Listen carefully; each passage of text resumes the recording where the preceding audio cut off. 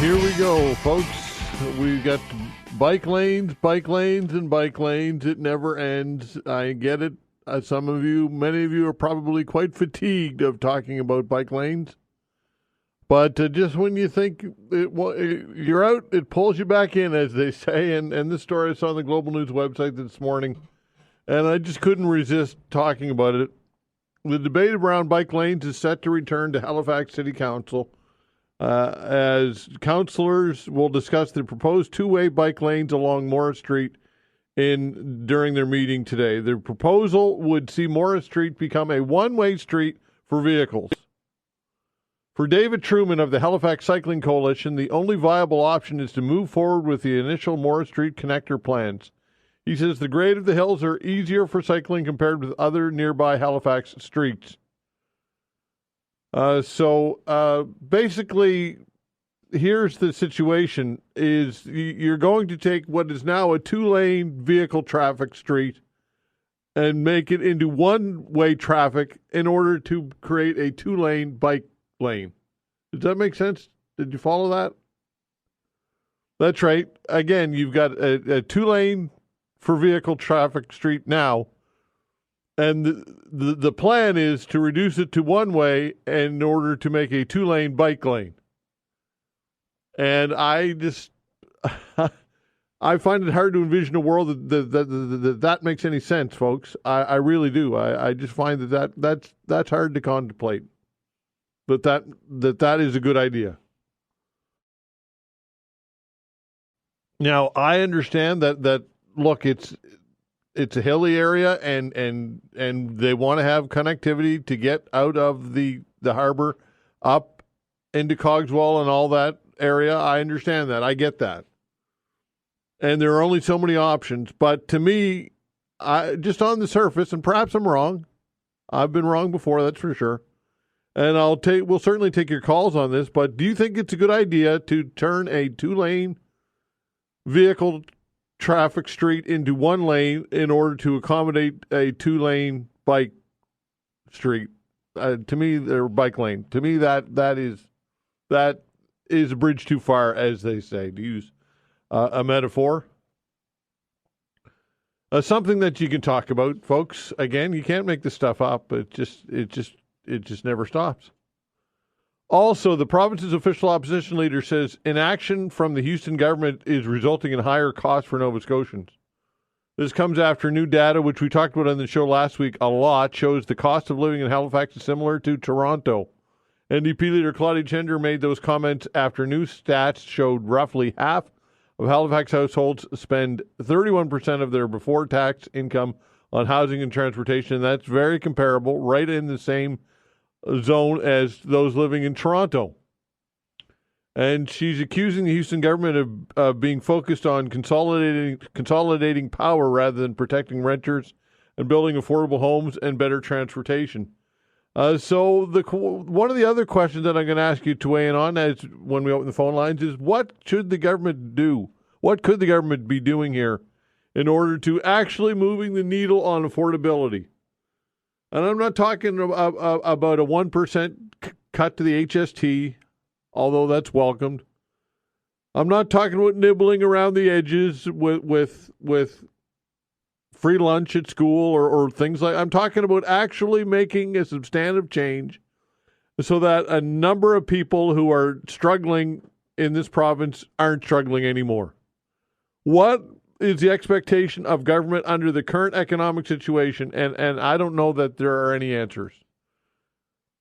Tax cuts? Okay, well, we already mentioned some tax cuts. How far do you go with tax cuts? And if you're going to cut taxes, what services are you willing to sacrifice? Because to me, they go one. They're you can't have one without the other. I don't see how you could substantively decrease or slash taxes, whether it be income tax or gas tax or whatever form of consumption tax or whatever taxation that you want to look at, and not have to cut services in which we all rely on, and we talk about healthcare and the education system and infrastructure and all these things that we've become accustomed to having and rely on and go right down the list. There's no end in sight.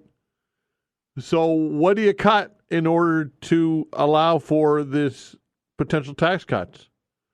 And if not tax cuts, what else is there? Economic development? I don't know. Is it the government's responsibility to create an economy? I'm not sure that it is. It certainly has a role in it. But can it create an economy? I'm not sure what the expectation of government is here. And I'm not saying that Claudia Gender is incorrect, and I'm not saying that government shouldn't or couldn't be doing more. But what I'm asking you to tell me is to illuminate me as to what it could do in order to help with affordability. And I'm talking seriously help with affordability, not again, nibbling around the surface or at the edges here.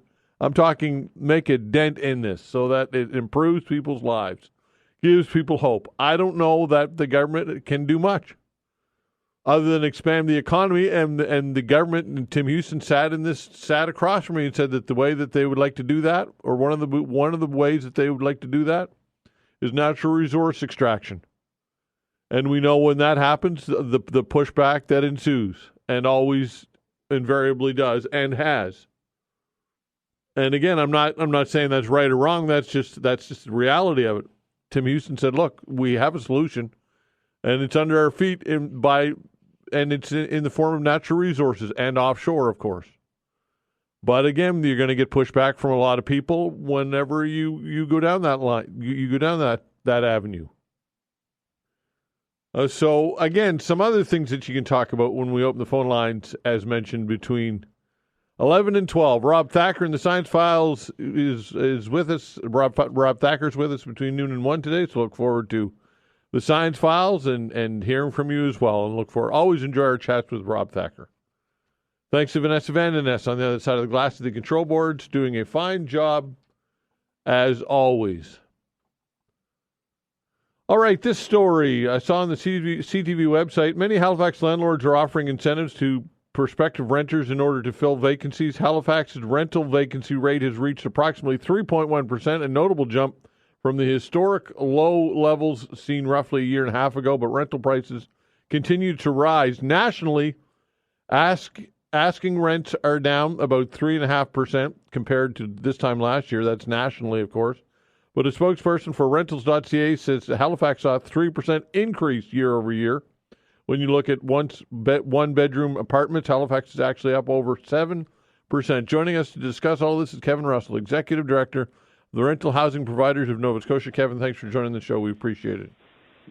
Well, Todd, thanks for having me on. It's always a pleasure. All right, so nationally, rents are down, but here locally, they're up. What's going on? We're talking prices, well, Todd, that is. Yeah, on the rent prices. When you look at the rent prices, and I think what's happening there is that there's a bit of a misrepresentation of the rent data.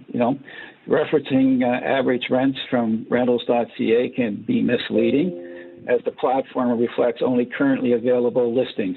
And these are often in new builds or single-family homes, which typically have higher rents. But if you look at the CMHC rental market reports, which has a more accurate reflection of in-place rents, and when you look at their October 24th survey, which came out in January 2025, it showed that rents were $1,400 for a one-bedroom and $1,700 for a two-bedroom. And so what we're seeing is a form of stabilization, as we're seeing from private sector reports that in some cases there's been slight declines of rents in Halifax, and reporting average rents of $1,375 for a one-bedroom and $1,600 for a two-bedroom. So they are stabilizing. They are starting to come back in line. It's just that the rentals.ca number gets the headlines, but it's not truly reflective of the market. Okay, when it comes to affordable housing, though, what falls into that price range? Is it about $1,400 and below is affordable? Is that the criteria? I believe that's what you're seeing, and the reason is expenses have climbed dramatically. I mean, we're seeing over the last 4 years probably over 50% increases in operating expenses. So the rents are reflecting that. But you still have a large swath, and I don't have a number how wide it is, that there's there's rents out there in the $700 to $900 range, and those are legacy rents before rent control was implemented, and they haven't kept pace with inflation. So, and the owners are still deciding to stay in the industry and rent those out. But at some point, the law of economics come into play, and they may have to sell those units or take them off the market because they can't afford to maintain them. Okay, so you say sell them. Would there be buyers out there if in fact, the business model doesn't work? Yeah, just to be clear, Todd, I mean, who's the most impacted sector of the industry is the small mom and pop landlords, and those are mostly duplexes and townhouses and single-family homes. And so there is a market for that when they go to sell, because what happens is the new owner buys the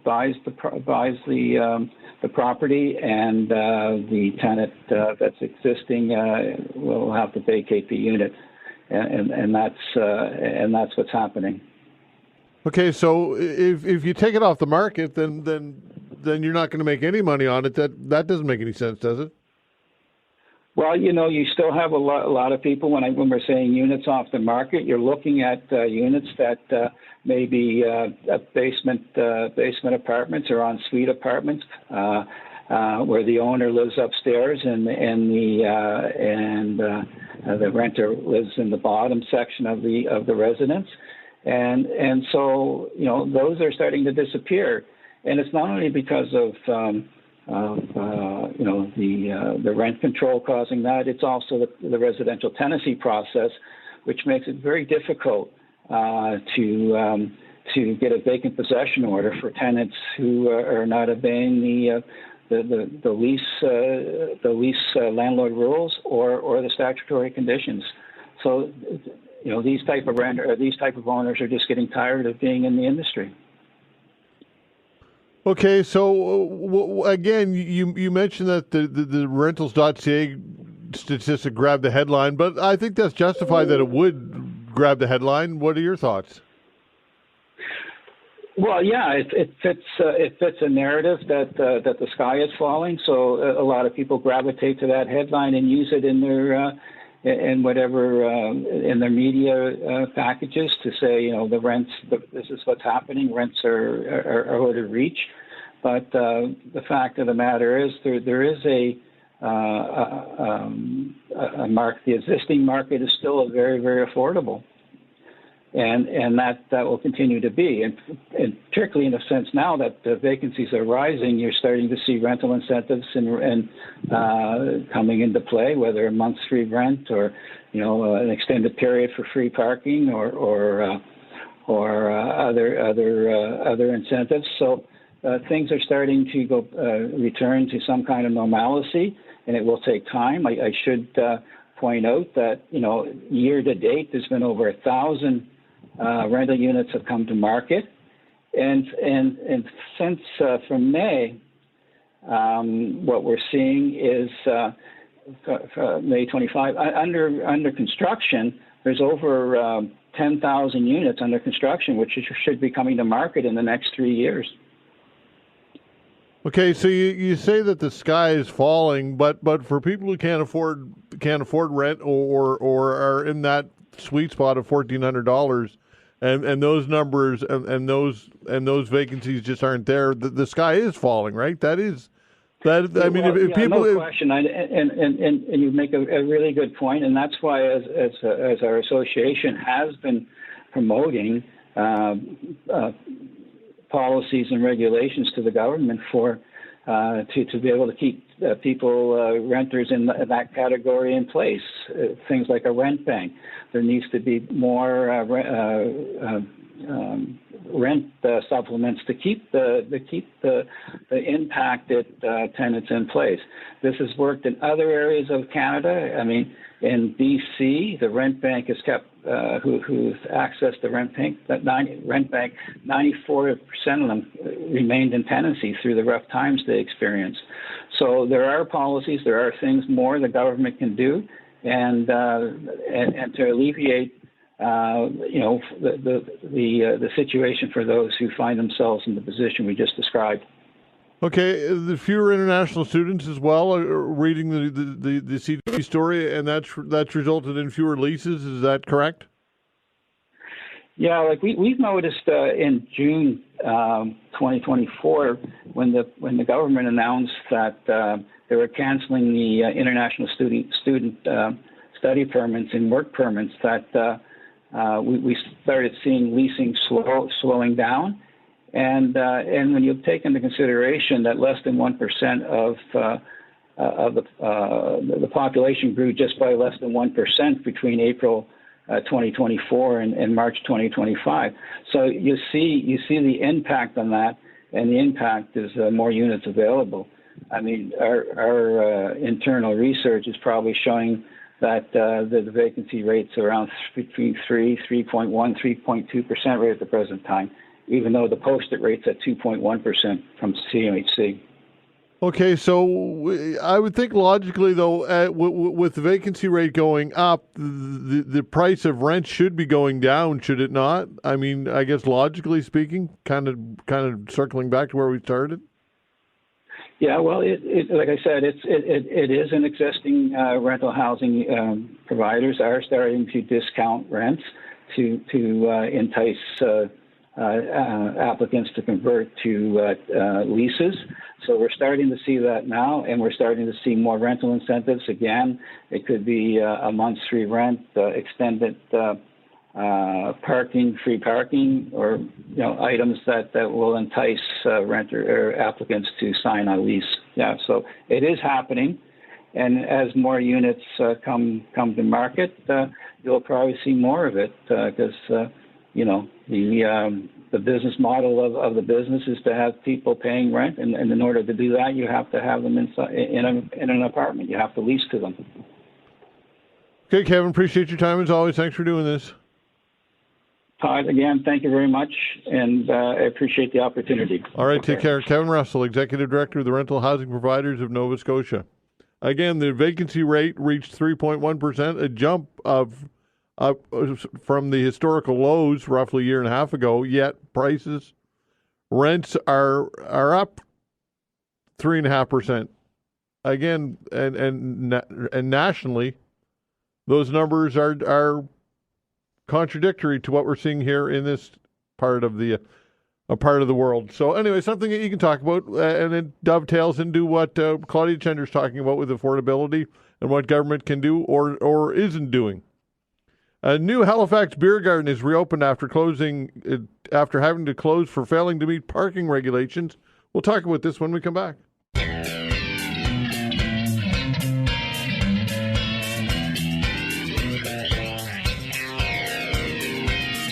All right, a new Halifax Beer Garden is reopened after having to close for failing to meet parking regulations. The Bedford Beer Garden, initially opened for a weekend in late June, was forced to close because the Halifax Region Municipality determined it did not have enough parking spaces. Joining us to talk about all this is co-owner Tony Makoul. Tony, thanks for joining the show. We appreciate it. Good morning, Todd. Thank you for having me. All right, so we had you on a couple of weeks ago now, so I guess some real progress and some good news, right? Yes, we're open. That's the great news that we have. So, after some back and forth and communicating with the city and the councilor out there, we managed to figure out a way to open the doors. Okay, so what was the what was the I guess the give and take here? Yeah, so essentially we have quite a large space out there, and of course, as we spoke before, for every 1,000 square feet, it requires a certain amount of parking spaces. So what we were able to do for now is basically block off the extra square footage, which was about 500 square feet, to allow for the parking spaces that we do have available. So that's how we were able to finally open the doors. Okay, and does that impact your business model at all, or? It does. I mean, we definitely would like to have more seating there. As this past weekend, we just opened up on Friday. We got the occupancy permit on Thursday, and we received our liquor license at 3:30 on Friday. We opened the doors at 4. So it was very last minute. We were ready to roll and just assumed we were going to get it to get open. So, yeah, it's affected us. Obviously, we plan for a certain amount of people to be seated there. That's kind of how we work our numbers and crunch them down. But our move is now to appeal, to try to get 2 more spaces there if we can. I believe there is room for 2 more spots there. I've had some initial discussions with planning and development about that. And if we're able to do that, we will be able to get our 500 square feet back that is currently blocked off. All right. So disappointing, though, that it came to this, though, I suppose, right? You're an entrepreneur and you want to, you obviously want to make money and saw a business opportunity here, and economic development is always a good thing. So I guess it's a little bit, I'm sure, a little bit of a disappointment that it took this much effort. Yeah, it is a little bit of a disappointment. I think it's a lesson learned as well. It's one of those things we spoke about last time as well, that there are certain bylaws that apply to where we're located that, the downtown center is exempt from. And, I think we also spoke about, these communities are going to be wanting to open businesses like this more on the outskirts of the downtown center. And I think we need to start changing those bylaws to accommodate, small business owners, entrepreneurs to be able to do so without these kind of, road bumps in the road as often. So, our next move is definitely to try to work on changing some of these bylaws. We do have our occupancy, our doors are open, but it doesn't end there for us. We're entrepreneurs, so we keep looking at the next opportunity and what we can do. And if we can start moving towards changing some of these bylaws to accommodate how the city is changing, how HRM is growing, then I think everybody wins in the end. All right. So changing the bylaw obviously would require your member of council in order to be on board. Have you had conversations with your councillor? We have, actually. The councillor, Jean Saint-Amand, was actually out for our opening night, which was great. He came out Friday, him and his wife. Had a good conversation with him. He was very excited that we were finally open. We had a bit of a conversation about, the Bedford waterfront revitalization that he'd like to see happen over the next number of years, and how this is kind of a good starting point for sure. But we had a good conversation about it. He definitely, we're on the same page. I think he also agrees that definitely some bylaw amendments and changes need to come. And I look forward to working with him for sure over the next, how long ever it takes to kind of get the ball rolling, and also working with the community. The community's been amazing out in Bedford as well. And the bottom line is, you talked about it last time you were on the show, that you don't anticipate most of the people coming to be driving anyway. No, and the great thing is we got to see that over the weekend. We saw on Friday, Saturday. Obviously Saturday they had fireworks. It was but not a normal night, I should say. Obviously we had that was going to be very crowded in that area anyway with the fireworks. But on Friday we had a really good indication of who drove there, or how did they get there, and where were they coming from. So we managed to get around and speak to a lot of people that were there. And, again, a large portion of them walked there, which was great. Even yesterday, we had a lot of people that said, yeah, I just walked down. And we see it. We see them walking down from their neighborhoods. We see them taking the sidewalk, and we see them arriving on foot, or they're being dropped off by a cab or Uber. So really, ultimately, we'd like to see more of that. I mean, our ultimate, goal would be to have an empty parking lot, but a full beer garden. People are there, getting there safely and getting home safely. Yeah. Well, anyway, it looks like you can fight City Hall, right? The old adage, you did and won. Well, yeah, it's a good little victory, so we're going to keep going, so everybody can also enjoy some victory as well. But we're ecstatic to be open. Great stuff. All right, Tony, congratulations, and we'll keep in touch. Appreciate it, Todd. All right, take care. Tony Makoul, co-owner of the Beer Garden in Bedford. Elon Musk wants to start a new political party. What's this all about? We'll talk to Mark Brewer when we come back.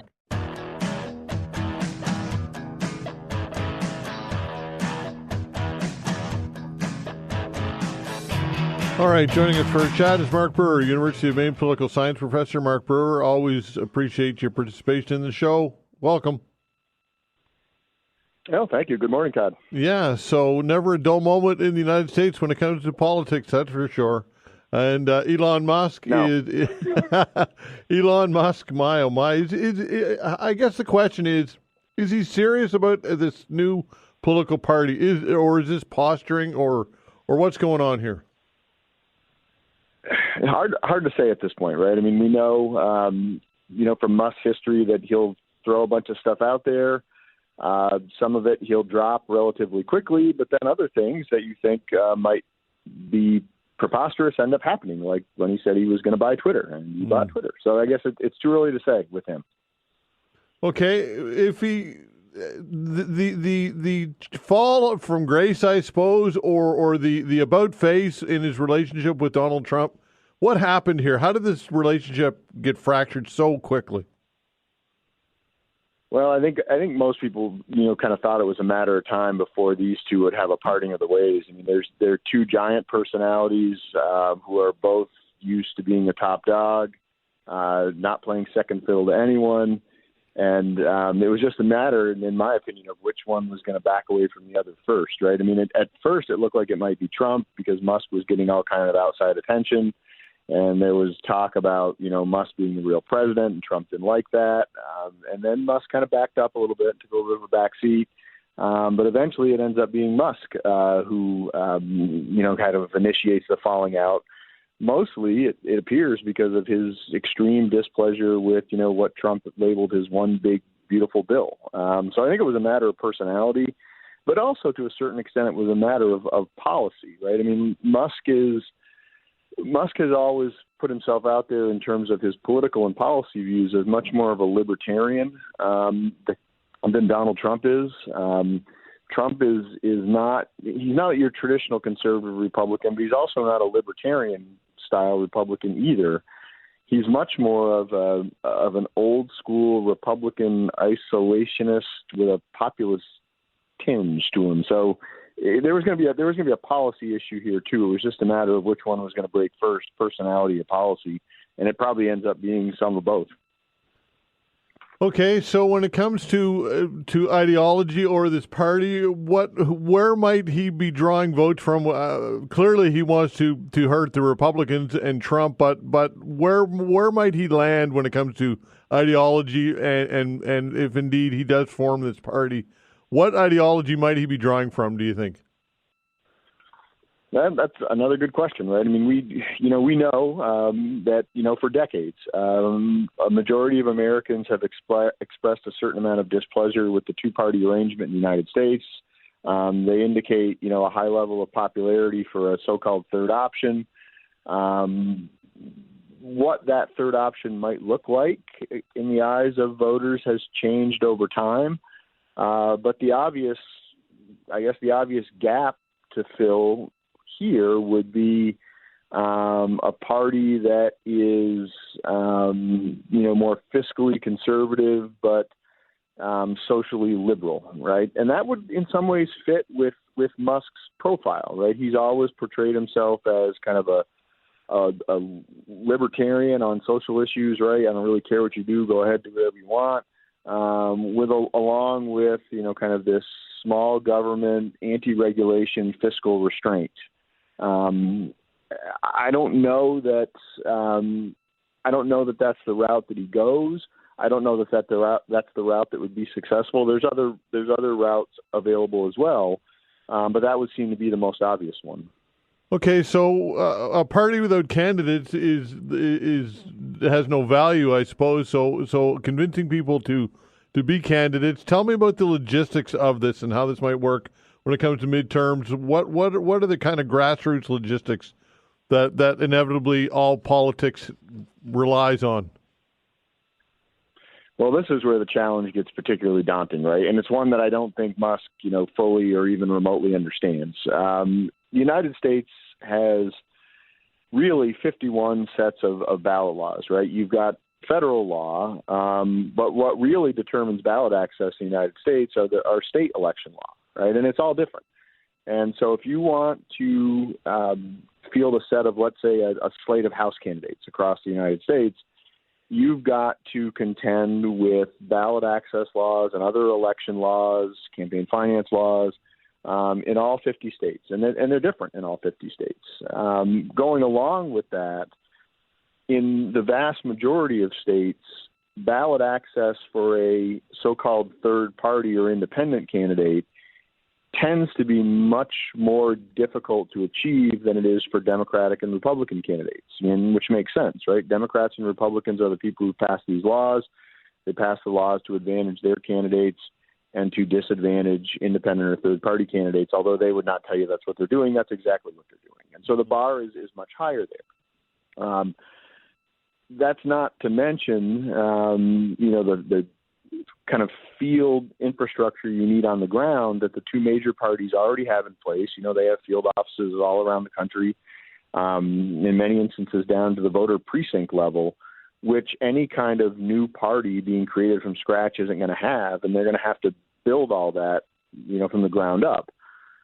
That all being said, Musk does have one pretty significant advantage if he chooses to pursue this that maybe others who wanted to pursue it would not have, and that he's got lots of money. And money can accomplish a lot of those things. You need people to know what they're doing, for sure, but you can get those people with money too. So if he chooses to actually do this, if this proves to be one of those things that Musk is serious about, he's got advantages that not many other people would have that would allow him to pursue this. Doesn't mean that he would be successful, but he's definitely got things that other people wouldn't have.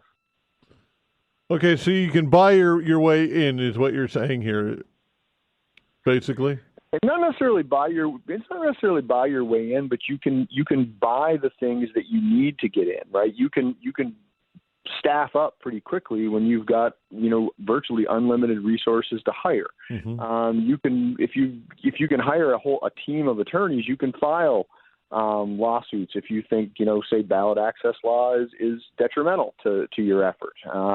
Money doesn't. It's not necessarily buying your way in, but it's buying you the stuff that you need to get in. Okay, and it doesn't take a lot. It's not as though you need to make a massive difference because we all know how tight races generally are in the U.S. and so if you want to tilt the balance, it doesn't take a lot to do that. Is my point. That and that's probably the game here. That he doesn't need to be massively successful. You just need to move the needle slightly in order to tilt some of these key races. Yes, I think that's absolutely correct. So he could certainly do that. The one thing that Musk did kind of muse about that I think is the most interesting idea to consider out of all this is Musk talked about saying, well, maybe we don't need to run in all 435 House races or 33 or 34 Senate races that are going to be up in 26. He said maybe we pick 10 or 15 or so of really tight races where we might be able to win.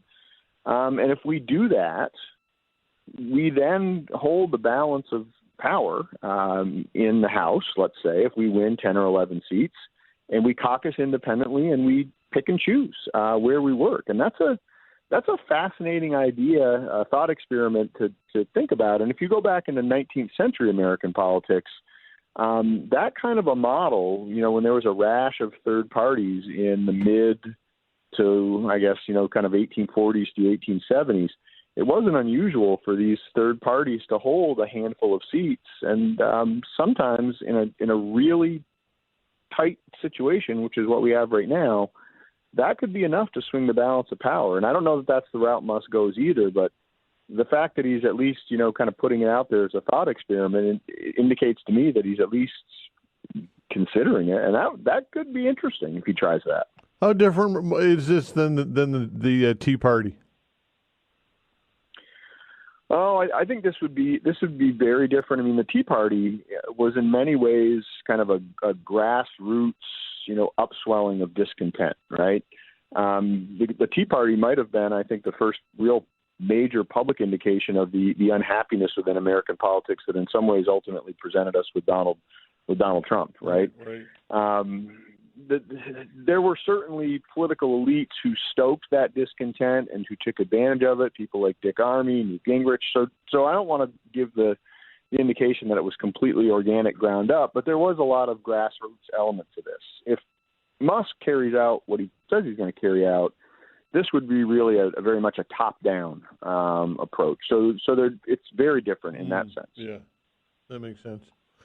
What are the risks that Musk Musk plays here. I mean, and when it comes to government contracts and there are obviously risks here, I would think, for Elon Musk. Oh, for sure. I mean, you know, the one of the big risks you just mentioned, a lot of his companies are heavily reliant on federal contracts, and President Trump has already indicated, hey, it might be time to re-examine some of these contracts, and maybe we should turn Doge onto Elon's contract. So, I mean, that's definitely a risk, right? When you own any business that is reliant on federal contracts and you're poking a finger in the eye of the President of the United States, that can be a problem. Some of Musk companies are also publicly traded, such as Tesla, and we've seen Tesla stock take a bath over the last few months. That could continue. You know, so those are the big risks for Musk. And how about, I suppose, besides the brand, the Department of Justice and weaponizing the Justice Department against Musk? Might that be something that could be a possibility? I suppose anything's possible at this point.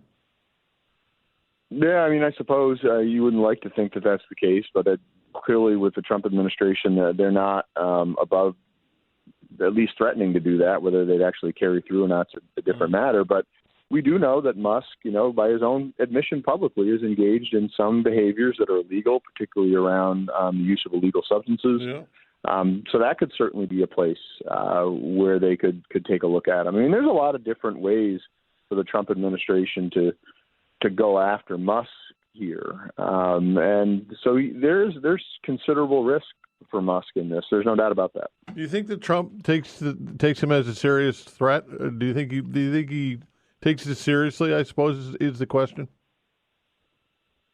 That's a good question. I mean, I think he should, at least at this point, right? Like, how big of a threat it is, I think, remains to be seen, because we know, again, that Musk sometimes has an idea and he drops it a few days or a few weeks later, or he goes back on what he said. So we don't know, all right? But if at this point, if I were, let's say I were part of the Republican campaign team for 2026, I would be keeping an eye on this, right? This is something that if he decides to carry through with this, and all of a sudden you start to see him staffing up and allocating millions of dollars for this in certain areas of the country, then this could be a real risk to Republican control in 26.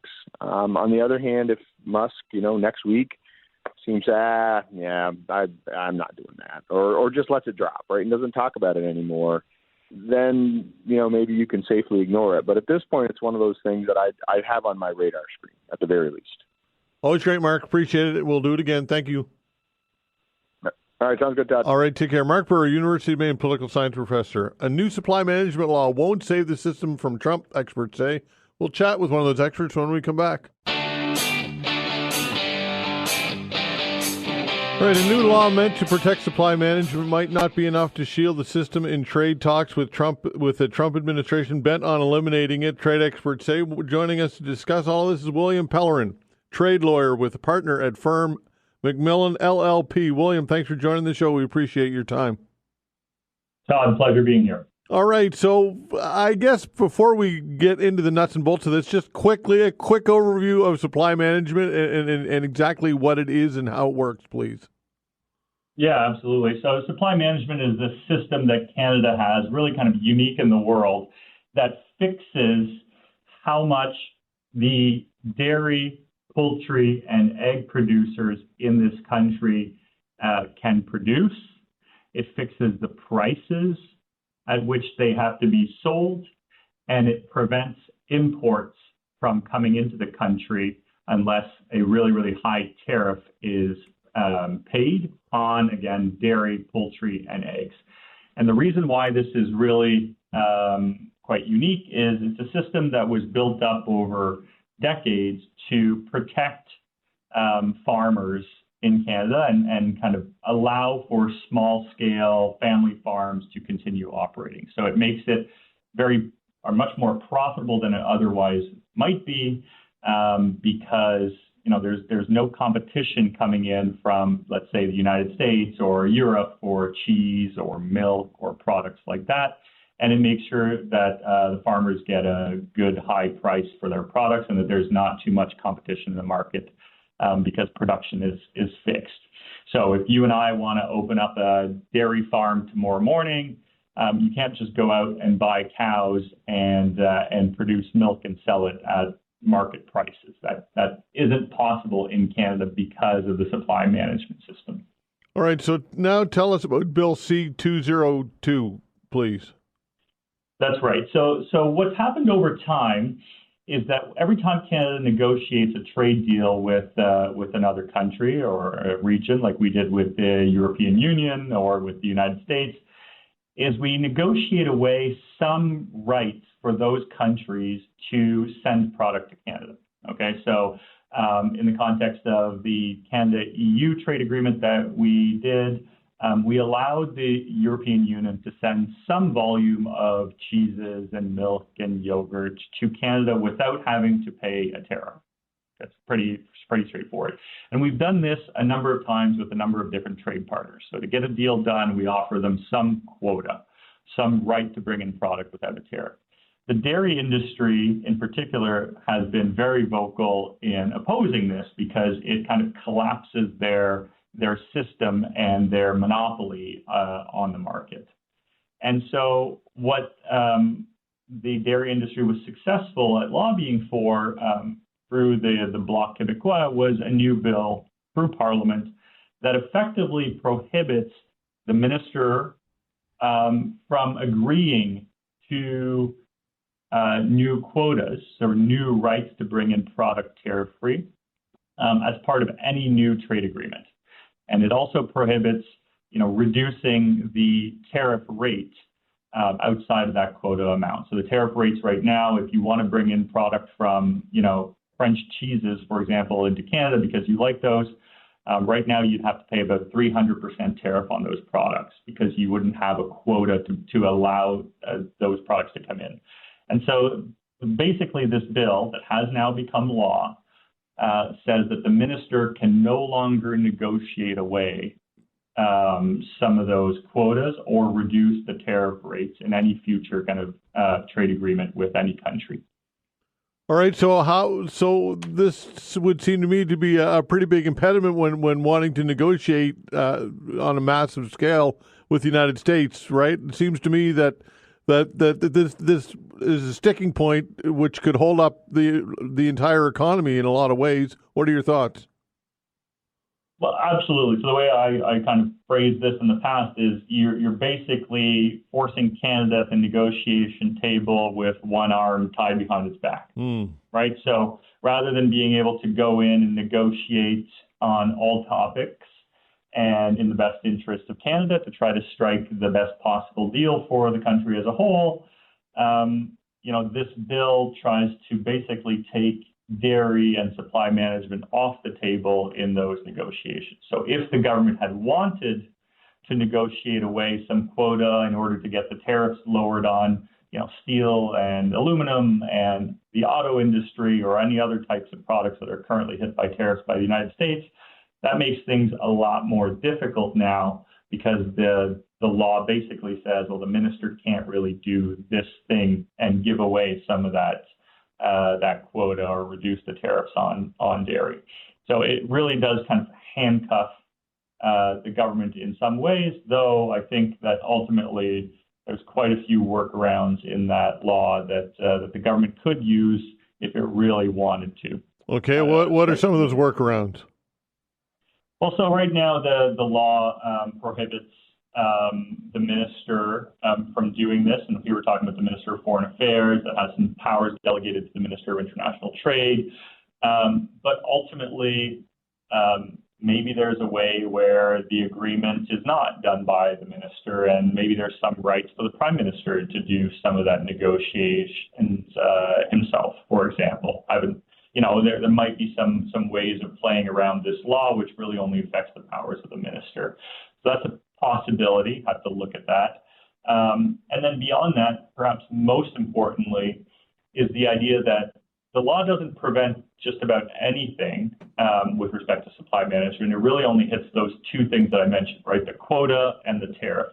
But there's a lot of other issues that have really annoyed and irritated the United States that are not covered by this law. And I think that's probably where there could be some movement if the government wanted to take some steps.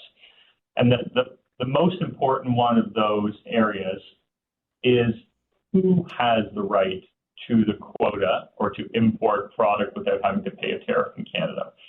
So right now, under the USMCA, and this has really annoyed the United States for quite some time, is that only dairy processors, or what's known as further processors of goods, have access to that quota. So if you have a grocery store that you open up in Halifax and you say, I want to bring in some U.S. butter and some U.S. cheese and some U.S. yogurt, and I will apply for some of that quota that we had negotiated with the United States to be able to bring that product in without paying the 300% tariff, they won't let you. You can't, as a grocery store, apply for that quota because you're not a processor of dairy. So right now, only the processors have access to that quota, and that's very much bothered the United States. So the Stobies and the Loblaws and the IGAs and the grocery stores here in Canada don't have access to that quota to bring it in, and that's something that that Canada and the United States could agree to. For example, is say, okay, well let's make sure that the quota gets fully used by allowing some of the grocery stores or the retailers to have access to it, because right now the processors of these dairy products don't necessarily have the right incentive to bring this product in, and they might be affiliated or cooperatives, for example, of the dairy farmers, and so they don't necessarily have that incentive to bring the product in. Okay, William, in 30 seconds or less, how realistic do you think that the government will use any of those tools that you just talked about? Well, this is a really tough one because the government has basically said over and over again that dairy is off the table, that they're not going to negotiate away anything with respect to supply management.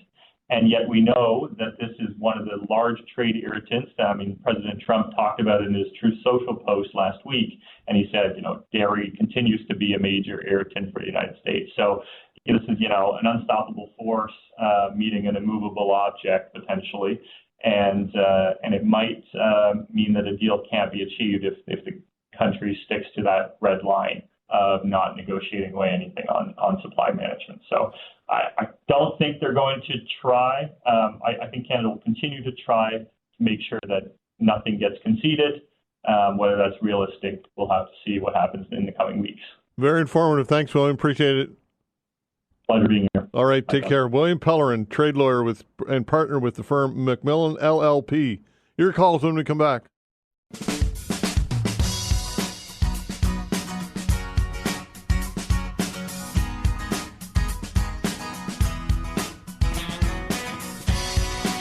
All right, taking your calls, 902-405-6000. That is the way to reach us for the open hour. Again, 902-405-6000. 405-6000. What would you like to get into today? Again, 902-405-6000. A couple of things that caught my eye this morning.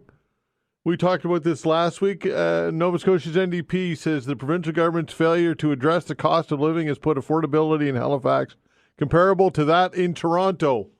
Opposition leader Claudia Chender told a news conference that the Progressive Conservative government must act urgently to address the city's high cost of living.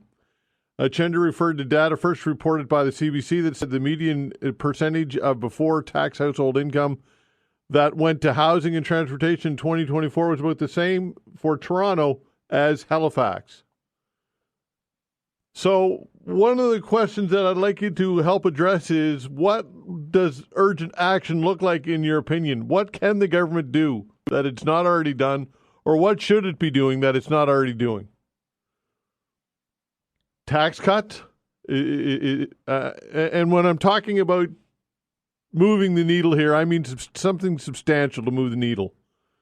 Not just a 1% cut to the HST, not nibbling around the edges. I'm talking about a serious change in people's lives so that people are no longer just barely getting by, but actually living a decent life.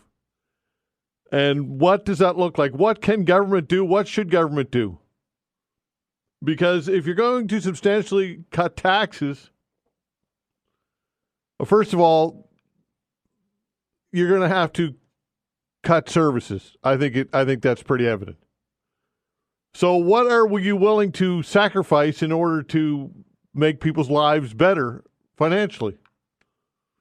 I don't see any way that you can cut taxes substantially and not have to cut services. So what would you be willing to sacrifice in order to cut taxes? Now, of course, there is a lot of government waste out there. We know that, but it's unfortunate that government probably isn't going to fix that. It's never done it in my lifetime and probably never will. So what responsibility do you lay at the foot of government for the financial challenges and fiscal woes that many of us experience in Halifax and in Nova Scotia? How much do you blame the government when you get up in the morning and your life is not what you want it to be fiscally, financially, and you don't have the things that you want and you don't have the future that you would like to? How much do you blame the government? And is that fair? Because when all is said and done, what can the government do? And I'm not saying that there's not steps the government shouldn't make or couldn't make, but what I am asking is what you think. Illuminate me, if you will, and the rest of us. Now, Tim Houston's talked about growing the economy through natural resource extraction. And we know where that goes, right? That's highly controversial and for good reason and justified in many cases. But uranium is an example of that. Uranium exploration, and now they didn't get any bidders in their tender for exploration, but that's not to say that they won't in the future. The shale gas, we know that shale gas, there's been a long-standing moratorium for a very long time when it comes to shale gas. And there are many of you out there, it's a complete non-starter. Non-starter, will not entertain any idea of shale gas exploration. Offshore, same thing. Wind. What can we do to grow the economy outside of natural resource extraction or natural resources in general? Is that the honeypot? Is that where we need to go? 902-405-6000. So again, affordability. How much do you blame the government of the day on a lack of affordability, and what could the government be doing? Rent control. Of course, earlier in the show, I chatted with Kevin Russell of the Rental Housing Providers of Nova Scotia. He represents that group. And he says that look, if the government goes any further with rent control or restrains them in any way, shape, or form, that many of them will sell, or they'll just stop investing in their properties and they'll leave them vacant. So these are tough questions, folks. There's no easy way out of any of this. And I think that it's pretty easy to lay the blame at the government's feet because they're obviously the ones that they're the targets, the low-hanging fruit. So what are your thoughts on this, folks? 902-405-6000. Give us a call. What are your thoughts about the government's role in your life, in your fiscal situation? 902-405-6000. Also, I understand that many of you are fatigued when it comes to bike lane conversation. I'm growing tired of it myself, to be honest with you. But it's important that we continue to discuss it because decisions are being made, and $100+ million is at stake, and a lot is at stake here, and there's a lot of opinions here that matter. And this story on the Global News website this morning caught my eye, and I thought I would throw it out there and get your take on it if you want to weigh in on it. The debate around bike lanes is set to return to Halifax City Hall as councillors discuss the proposed two-way bike lanes along Morris Street in today's council meeting. The proposal would see Morris Street become a one-way street for vehicles. The story goes on to say, for David Truman of the Halifax Cycling Coalition, the only viable option is to move forward with the initial Morris Street connector plans. He says the grade of the hills are easier for cycling compared with the other nearby Halifax streets. He takes issue with the idea that reducing the street to one-way will significantly impact traffic. District 7 Councillor Laura White represents the area and issued a statement to Global News saying she intends to vote against the motion. She says she feels that splitting the bike lanes would be more expensive and less useful. So the question is, Do you think that it would be wise, a good idea, to take what is now a two-way vehicle street in one of the busiest parts of the city and reduce it to one lane in order to make way for a two-lane bike lane? Perhaps it makes sense. On the surface, I don't think that it does, and I can see why it would infuriate some of you out there. But look, perhaps there's a good argument for it.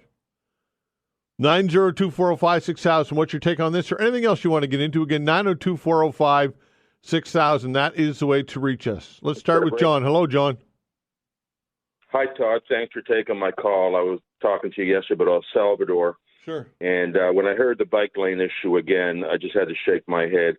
That's, again, another reason how, politicians or government employees want to run your life. I would like to add a couple things on my talk about El Salvador, if it'd be okay. The first thing I want to do, I just want to thank Wendell for all the nice words that he said. I'm glad he's on my team, and the other gentleman, too, that understood. So, Todd, in El Salvador, it's all about your freedoms and liberties, okay? Here in North America, governments have scared people with national security and safety. National security and safety. Once they say that, you're up against the wall and you'll do everything. Here are a couple things about El Salvador. You can buy a 300cc street and trail bike for like $2,700 US. Okay, $2,700 US. You're allowed to park in front of stop signs. Okay, whether you agree with that or not, that's your opinion. There's no vehicle inspections there. I have pictures of I don't know what it was, a 1976 Datsun truck that had one headlight missing, and they had a rock holding the car from rolling down the hill. There's no electric cars or none of that foolishness in El Salvador and many of the Caribbean countries. They do have traffic congestion, but at the peak times. There's no tax on appliances. So when you go to buy your stove and your fridge, and its total price is $19.99, that's it. No manufacturer's tax, nothing like that. Street vendors, you can get a meal for about $4, less than $4 on the corner of the street from street vendors. Now, you may think, well, that's not very healthy. Well, they don't have the public health like we have, people breathing down your necks and all of that. And they probably can't get that done in El Salvador because people depend on that. Todd, I can get a manicure, a pedicure, and a haircut for $6 US in a small little cubicle, which is about, 8 feet by 12.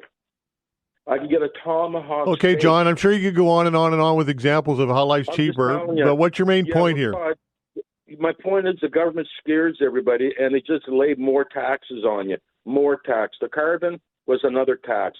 That's why I'm moving out of this country, because I can't handle any more. I feel like I'm subsidizing the country. So you folks in HRM, you're going to have to put up with all this foolishness. Your taxes will be going up. I didn't hear one councillor last year say they're going to vote against any tax increases. Nobody. And I just want to thank also Cleary and the other guy for putting their name forward to be councillors. That's all I have to say, sir. Okay, thank you. Thanks for the call. 902-405-6000. Alex, hello. Hey, how's it going? Going well, you? Not too bad. I just want a quick comment about the bike lanes.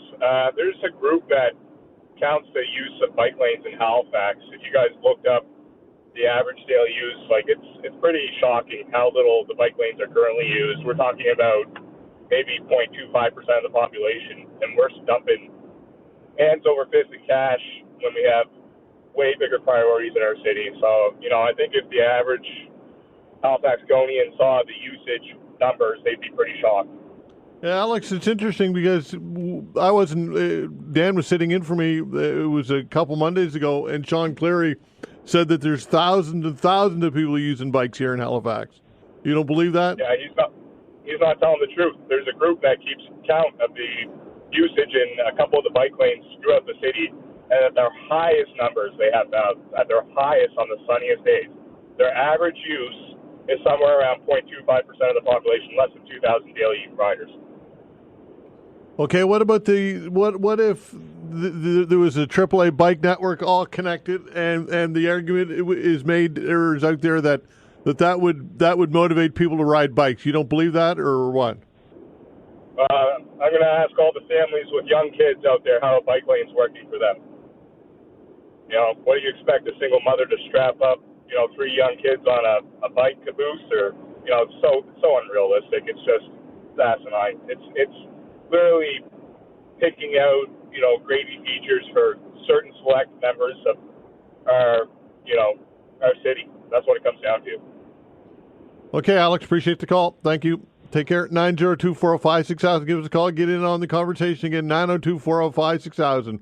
We'll continue with your calls when we come back.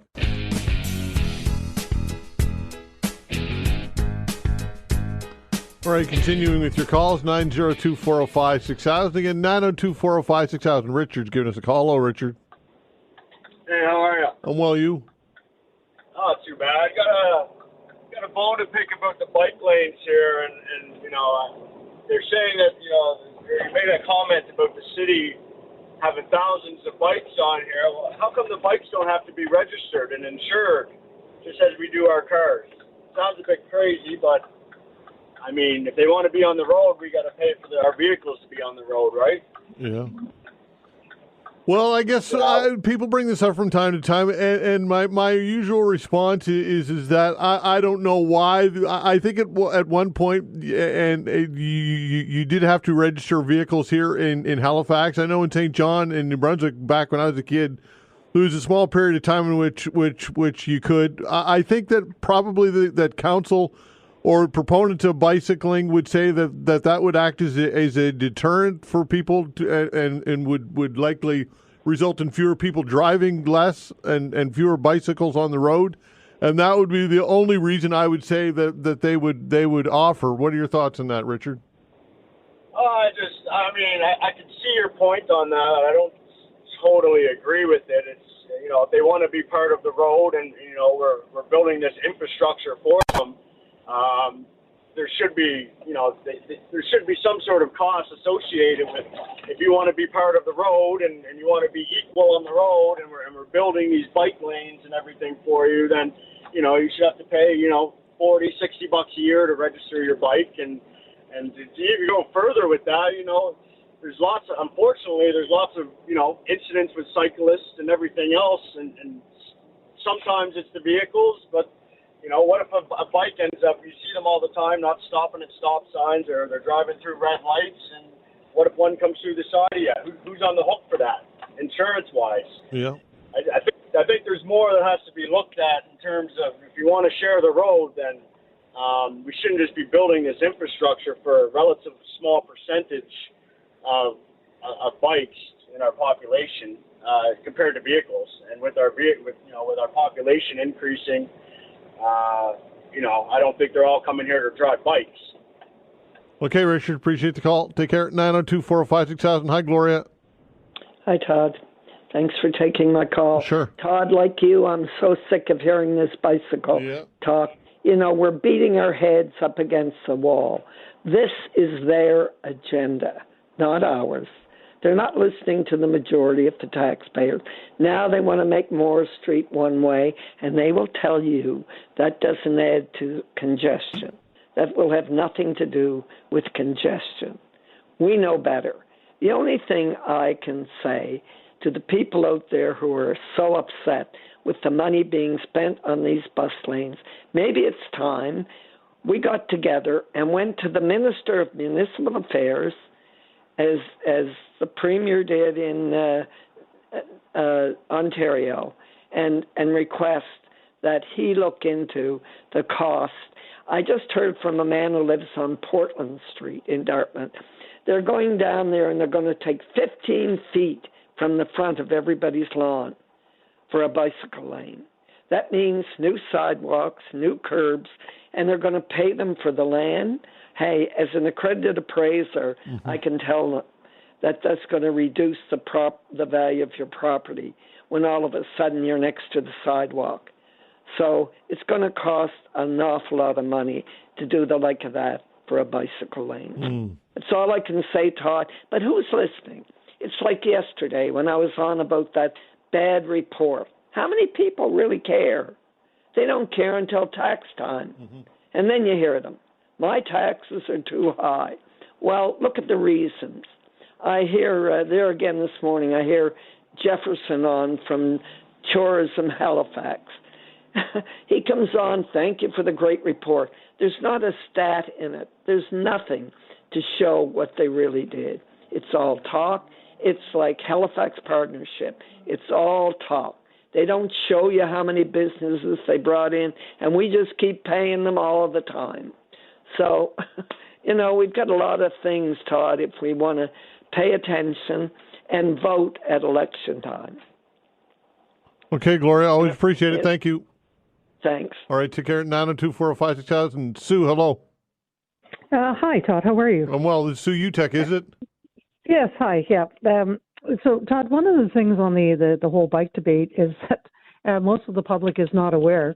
On August 25th of this year, there's going to be a report coming regarding the future of Spring Garden Road. We're hearing that it might be trying to go back to bus only. But this was the motion in 2023, and they expect people to remember it was by Councillor Tim Outhit, that basically that the committee defer Spring Garden Road to future meeting and request a supplementary staff report investigating options that include physical barriers and or signalization, information on impact on surrounding areas, tools for ensuring pedestrian safety, consultation with local businesses, a communications plan, and responses to concerns raised March 30th, 2023. Todd, none of that has taken place.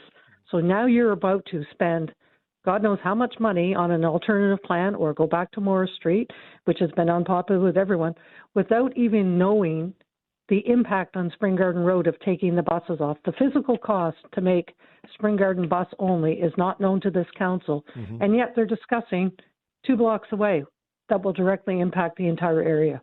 It just makes no sense to me whatsoever, and I just wanted to put that out there. They're literally spending your tax dollars in the absence of not knowing what the next report will say. Okay, so on the surface, turning Morris into one lane to make way for 2-lane bike lane traffic, you're against it or for it? No, there was agreement on one section of Morris that actually leads to University Avenue, but the Morris Street itself, no. Not even the Port of Halifax can agree at this point because that is the emergency exit for trucks or oversized loads out of the city. Right. So what happens when we go here, right? You move this to Clyde Street. There are residents that have no driveways. The houses from the 1800s, new businesses in, a huge Chinese food market, no discussion with any of us whatsoever. And I will get that report. So it's August 25th at council. I get the privilege of getting it August 22nd at noon to relay to over 300 members in my community about what the impacts of this report will be, and then draft a letter and have to have it to the clerk Monday at noon. Wow. I mean, this is not public consultation at all. Wow. That's eye-opening. Okay, Sue, Thanks for the call. Appreciate it. Thanks. Take care. 902-405-6000. We'll continue with your calls when we come back.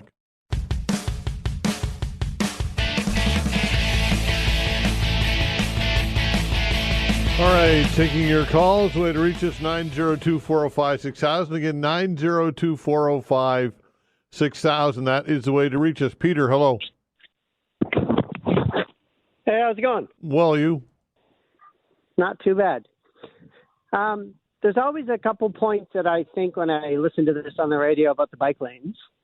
And the first one is the argument that they always use against the stadium or the Wanderers ground or the Nova Center is the build it and they will come. It seems to only apply to bike lanes. Build the bike lanes, people will use them. But if you build a stadium, no one's going to use that. If you build a convention center, nobody's going to use that. But the bike lanes, everyone's going to start using them as soon as they're built. So you can't cherry pick that, build it and they will come, right?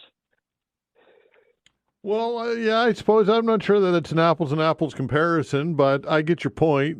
So you don't. Tax dollars going into infrastructure that certain people use it. Certain people will go to the stadium and certain people will use it. That's tax dollars. That's infrastructure. Yeah. Bike lanes are tax dollars going into infrastructure that only certain people use it. Right? Yeah. But if you say, well, we should build a stadium and spend $100 million on a stadium, they'll say, no, there's no economic plan for it, or there's no this. Well, there's no economic plan for bike lanes. They don't generate revenue; they just cost money.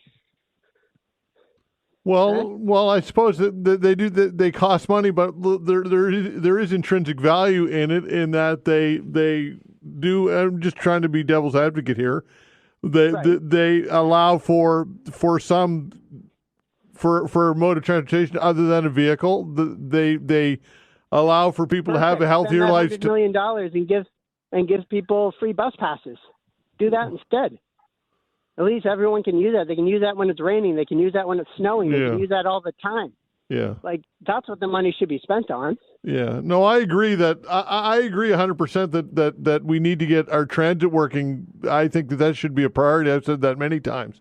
I agree with that. But that said, Peter, the idea that bike lanes bring no value, to me, is unfair. I mean, I'm just trying to be... Well, I didn't say no. There's just not an economic, if there's no economic value for a stadium, right, and that's the excuse that they use, well, come up with a report that says how much revenue bike lanes produce. Well, I suppose, but Peter, I guess, I don't know that again... some would say that there are reports out there that would tell you that where bike lanes have been built in other cities like Halifax or Montreal or wherever, that they have they are used and it draws people to the city and it draws a younger demographic to the city. I suppose again. Yes, it does, right? And you know what else does? Stadiums. Guess what? All those other cities have, like Montreal and Vancouver. They also have a stadium. That also draws young people in. That also makes people want to go do stuff, right? It's the exact same argument, except it works for bike. It doesn't seem to work for anything else. And it drives me crazy when I hear them say, build it and people will use it. Okay, Peter. The other thing that I wanted to bring up is the Cycling Coalition. Okay.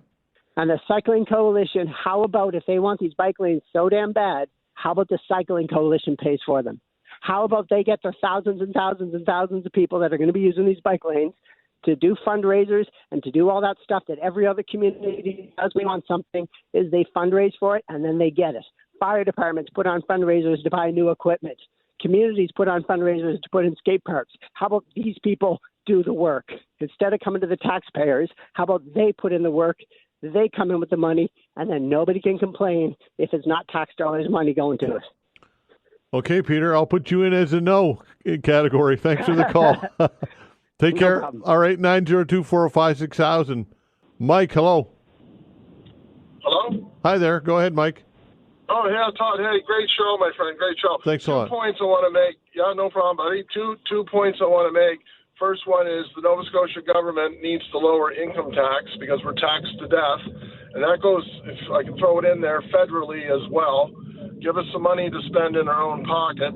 That's that point. And the second point is I've been in Halifax since '87, been in my house for about 20 years, and I pulled stakes and moved out to West Hants because the cost of living in the city is so bad.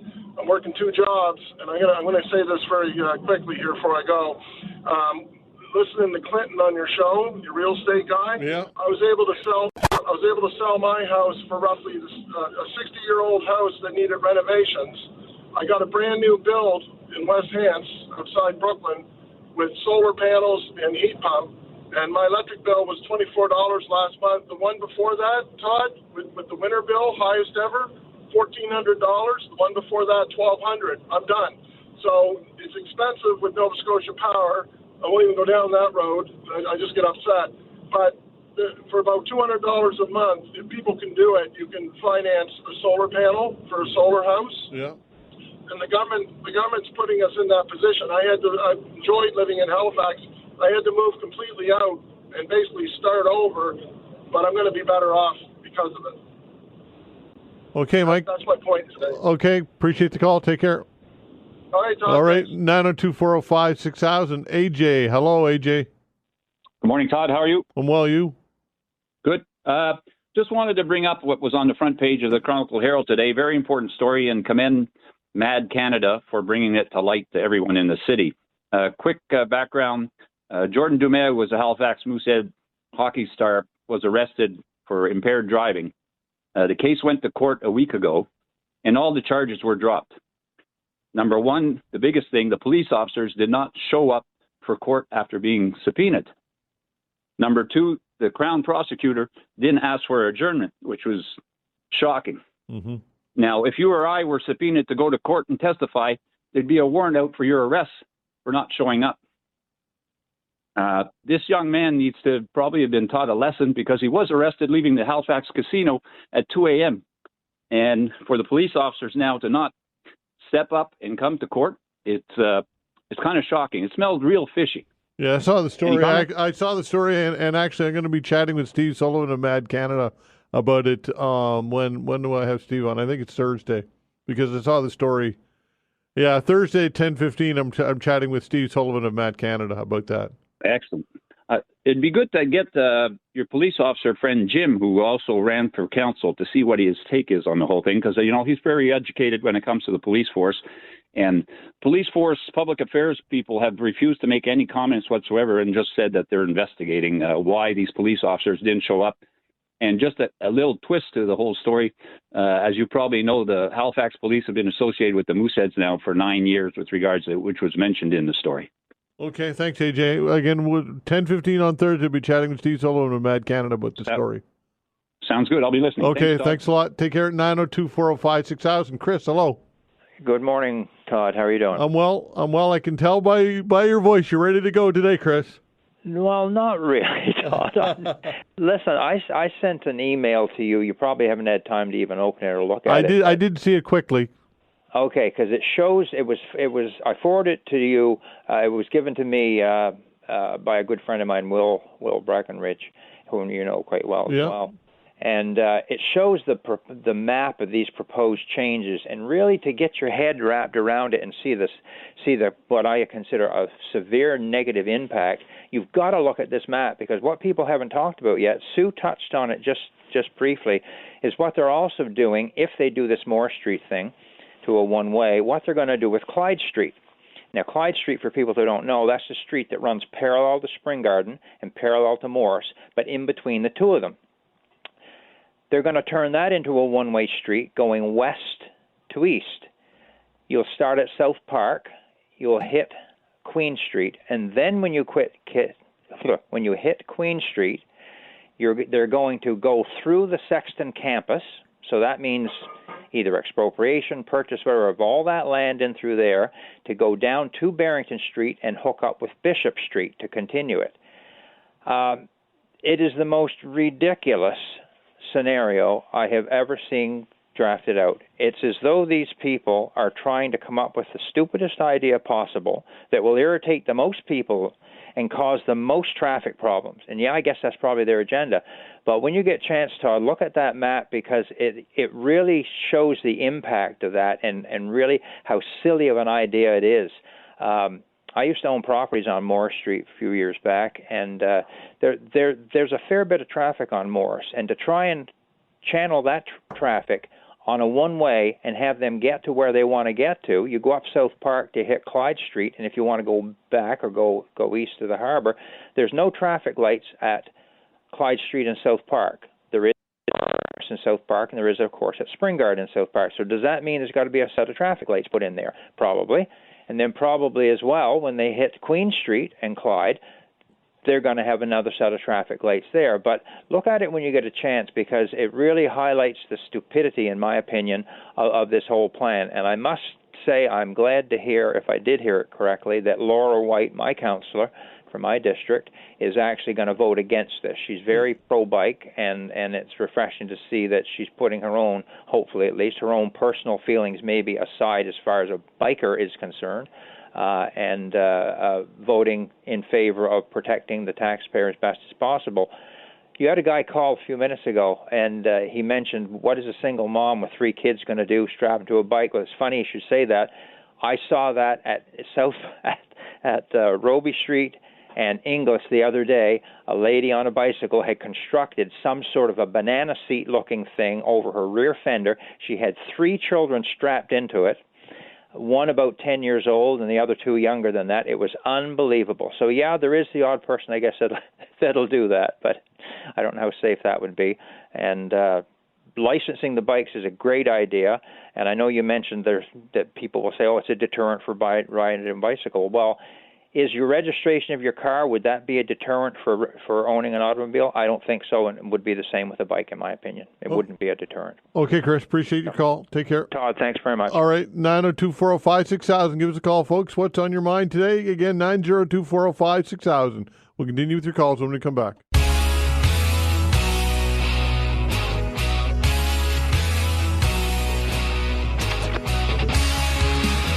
All right, continuing with your calls. The way to reach us is 902-405-6000. Again, 902-405-6000. Sergio, hello. Hello, how are you? I'm well, you? I'm doing all right. So I guess the reason why I'm calling is I hear a lot of negativity about the bike lanes in place for being proposed. I've ridden a bike basically forever. I'm 53 years old, and I still ride my bike. I remember the days before the bike lanes were in place, at least a few of them, and it was really crazy. You'd notice about people getting hit on their bicycles, even a few killed over the years. So I think, for public safety, bicycle lanes should be in place.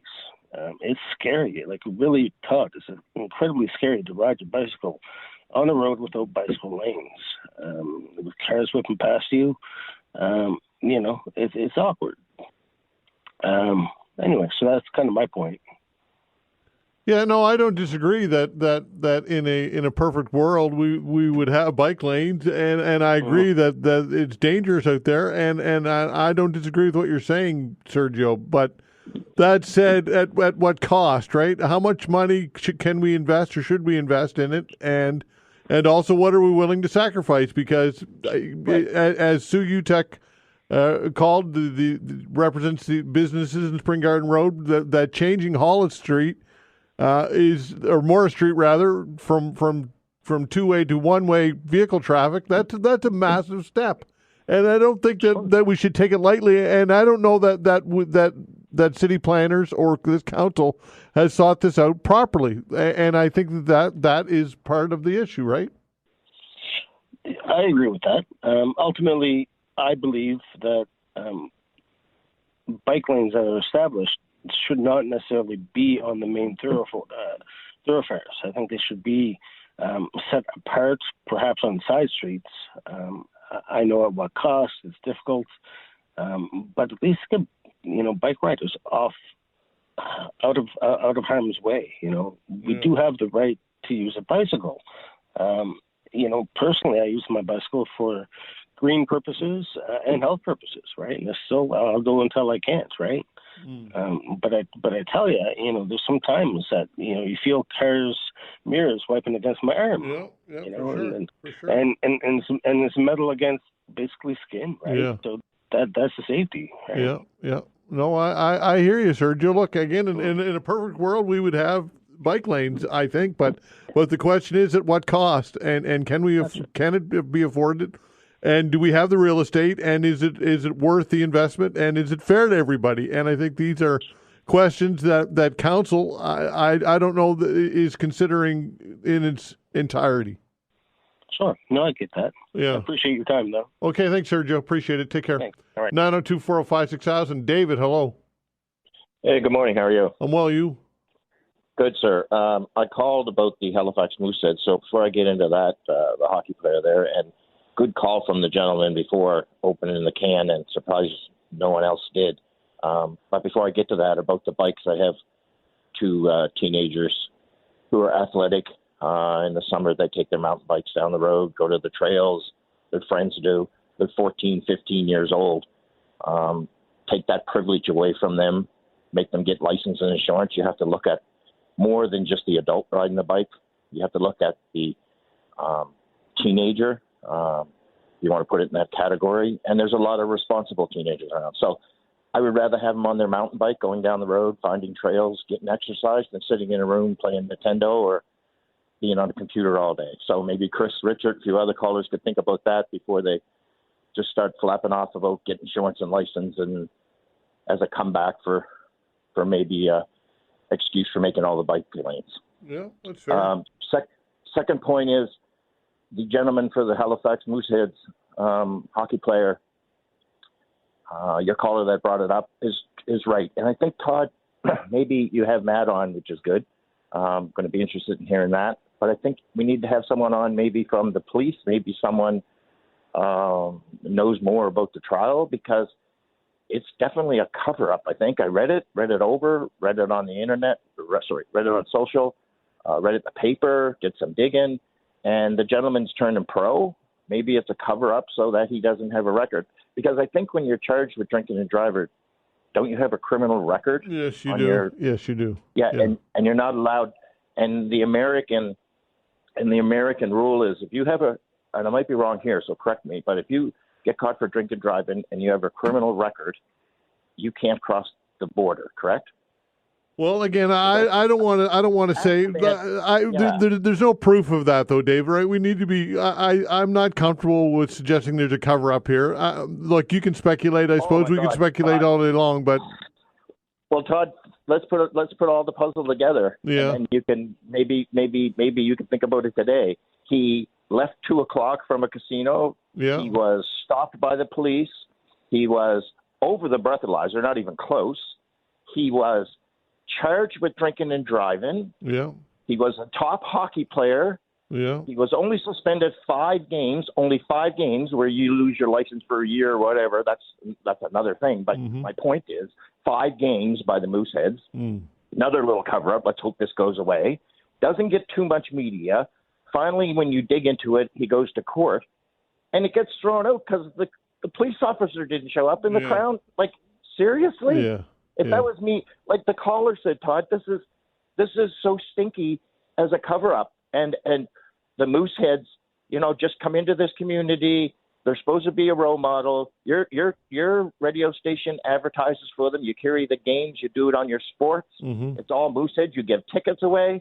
And then all of a sudden, this happens, and it seems it just gets covered up. Like there's some responsibility here.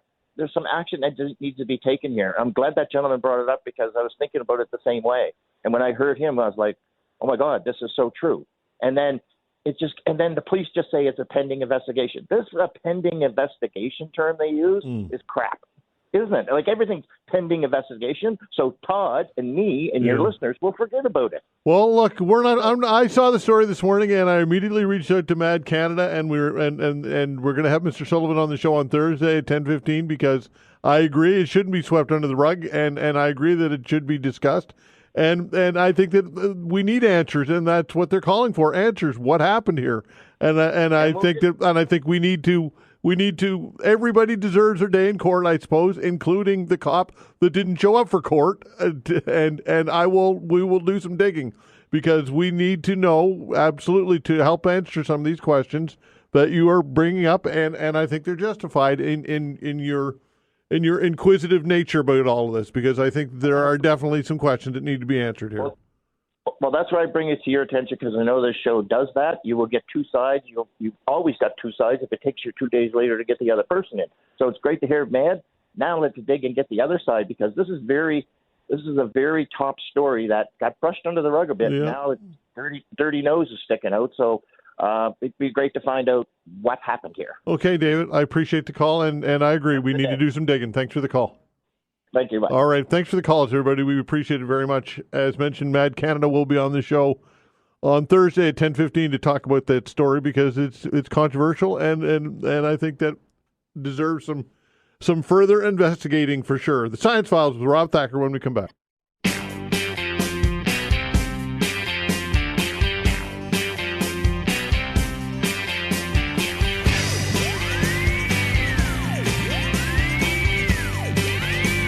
All right, it's the Science Files with Rob Thacker, astrophysicist, St. Mary's University. If you'd like to chat with Rob Thacker, give us a call at 902-405-6000. Again, 902-405-6000. That is the way to reach us for the Science Files with Rob Thacker. Again, 902-405-6000. Rob Thacker, we had the week off. Last week it was Canada Day. So yeah.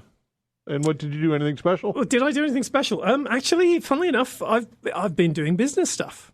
Literally, my partner and I decided we will properly incorporate in a partnership. and do our consulting work through that partnership. So I was running around doing stuff with joint stock registries and CRA and HST registrations and all that funny stuff. Wow.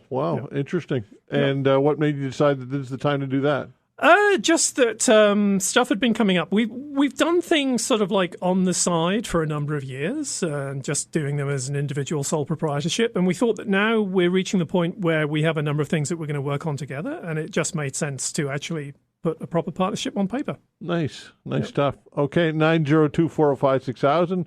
Give us a call if you'd like to chat with Rob Thacker, science related, of course. 902-405-6000, and give us a buzz. Again, 902-405-6000. So what's going on in the science world of interest? That anything standing out that's jumping out at you? I mean, all of the usual stuff with space is going on. I mean, just last week they found another object that we think has come from another planetary system outside the solar system, but is currently just zipping through our own solar system. So we found two of those before. You may remember Oumuamua, right, from 2 or 3 years ago. And so that was the first object that we found. And the reason why we think these are from other planetary systems is they're just going so fast as they come through the solar system. They're never going to be captured by the sun. They're just zipping through. Right. And so we don't think they're associated with our own solar system. And so we found two of those previously, Oumuamua and 21 Borisov. It was a cometary type object. This one kind of looks to be a little bit cometish, could be asteroidy, but there's hints of a tail and so on. And so that's going to zip through pretty quickly. And the key thing about this is that we think we will see these things because if you think about how planetary systems form, there's lots of interactions between things that can sort of like throw them out of that system. And so we're hoping that the new Rubin telescope, which has just come online this summer, there was just literally the first pictures from that released last week, then that's going to find a whole bunch of these things, right? And so that's, fingers crossed, we will find a whole bunch of these things from other planetary systems with the Rubin telescope. The Rubin telescope, where is that again? That's in Chile. Chile. Yeah. And what makes Chile a great spot for that? High and dry, right? Yeah. Quite literally, high and dry. So what you want is a situation where you have comparatively low amounts of water in the atmosphere. That helps for doing observations in the sort of near infrared and around that area. And then you want to be high up because the less of the atmosphere you go through, the better things are going to be. What you really, really want, to be honest, is to have very smooth flow of the air. That's the key thing. If the air is moving very smoothly and sort of like in a nice what we call a planar flow, then you won't see as much of the twinkling of stars as we see it. And what you might think twinkling is pretty, but for us, it's actually really bad because it means that when you take a long exposure of a star, it zips around all over the place and creates a sort of blur when you actually want it to look like a point. Mm. Who funds these telescopes? Who pays for them? So for the Rubin telescope, that's primarily an American with some international collaboration as well. But the bulk of the funds for that came from the National Science Foundation. That's about an $800 million telescope, as far as I remember. For what's the latest thing that Canada is involved in is something called the Square Kilometre Array, which is a giant radio telescope. And that's about a 1.7 billion euro project with 13 countries, I think, at last count involved. Right? So typically, once they get over a few $100 million, then you'll have multiple countries involved. 902-405-6000, that's the way to reach for the science files. Again, 902-405-6000. Now, how about access to these telescopes? How do you get access to them? Oh, that's a great question. So this is one of the key things that we do by peer review, right? And so to access a telescope, you have to write what's called an observing proposal, right? And to do that, you actually have to evaluate what you're going to look at, why you're going to look at it, and then you have to do all of the technical calculations around what you're going to do, how you're going to use the telescope, how long it's going to observe the object for, how you're going to reduce the data and things like that. And so you write that. That's typically done once every 6 months. And then you'll actually have a whole panelist, and I've served on these panels as well, where we sit down, we look at what's proposed, we decide is the science good, and if the science is good, is the actual technical side of the observing proposal good as well? Have you calculated the right amount of time to observe with, and so on? And so it will go through a fairly rigorous process. Then there's a whole bunch of them, right? And so you'll end up listing them from top to bottom in terms of the quality of them. And so only the best ones will get on the telescope. And for something like James Webb, right, you're sort of thinking, well, how likely is it you'll get on? for every one that gets picked, you've got 9 others that don't get picked, right? And so that's pretty hard odds. For smaller telescopes, when there's a little bit less competition, maybe you'll come down to something like 3 to 1 or something like that. Interesting. Yeah. 902-405-6000. Kevin's giving us a call. Hello, Kevin. Yeah, how you doing? I was just wondering if there's any correlation between the altitude and the white blood cells, like the like a cancerous thing. Is there because I thought one time about like getting rid of the white blood cells instead of doing chemo. Like elevation, and they have tents that can do that. I was just wondering if that's something. So I honestly don't know how the actual makeup of the blood changes with altitude. Sorry, I'm not a medical or physiologist. But I do know that this has obviously been something that's been used for altitude training for a long time, that if you train at a high altitude, then you will actually increase your capacity to carry oxygen when you come back down again. Right, but that's about the only thing I know. I presume that's literally related to the hemoglobin density in the blood or something like that. Sure. Okay, then. Yeah, because I was just wondering, like, it just makes sense. Like, if it with the white, like, with the chemo treatment, like, I ain't a doctor, but I was just so. And I guess you can't answer the question. Well, I don't know. I mean, I'd literally have to sit down and do some research. But I mean, I'm not necessarily sure that there is a significant difference in the white blood cells with altitude. But I mean, again, I don't know. So. All right, then maybe you can do a little research and let me know next week when you come on. Sounds fun. Yep. Okay, thanks, Kev. All right, take care. 902-405-6000. Eric, hello. Hey, good afternoon, guys. Hi there. Rob, a couple of weeks ago, they were doing a documentary on walking with dinosaurs. Mm-hmm. Now, leading up to this question, which does the most damage, a meteorite or an asteroid? So, funnily enough, well, so I've got a technical answer to that, but it's not the one you'll like. So an asteroid isn't necessarily guaranteed to have hit the Earth, but a meteorite has hit the Earth. Right? Okay. So if an asteroid hits the Earth, though, it's presumably going to do quite a lot of damage. But I mean, technically, you could have a very big thing hit the Earth, and technically, that's still a meteorite, I suppose. Okay, so.